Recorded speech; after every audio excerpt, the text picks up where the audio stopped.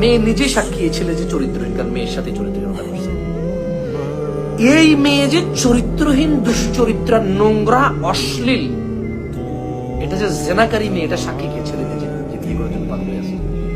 কেন? কারণ এই ছেলেকে বিবাহ না করে ছেলের সাথে ছিল, যাচ্ছে এখানে সেখানে কথা বলতেছে, ছবি পাঠাচ্ছে, ছবি ছিল। মানে এই মেয়েটা দুশ্চরিত্র, এই ছেলেটা দুশ্চরিত্র, এই ছেলে মেয়ে উভয় কি তার নিজের সাক্ষী না? তাহলে তুমি যখন বিয়ে করতে গেছো, তুমি কি চরিত্রহীন খুঁজছো নাকি চরিত্রবান খুঁজছো? তোমার আব্বা যখন বিয়ে করতে গেছে, তোমার আব্বা কি চরিত্রবান খুঁজছে নাকি চরিত্রহীন খুঁজছে? তো যারা পালায় যায় বিয়ে করে, তারা কি চরিত্রবান খোঁজে নাকি চরিত্রহীন খোঁজে? চরিত্রহীন খোঁজে না চরিত্রবান খোঁজে?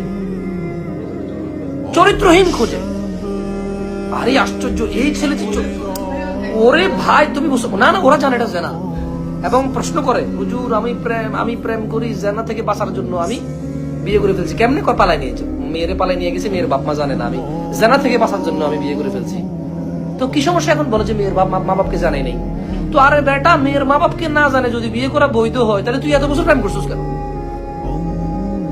তার মানে তুই নিচে সাক্ষী এটা যে বৈধ নয়।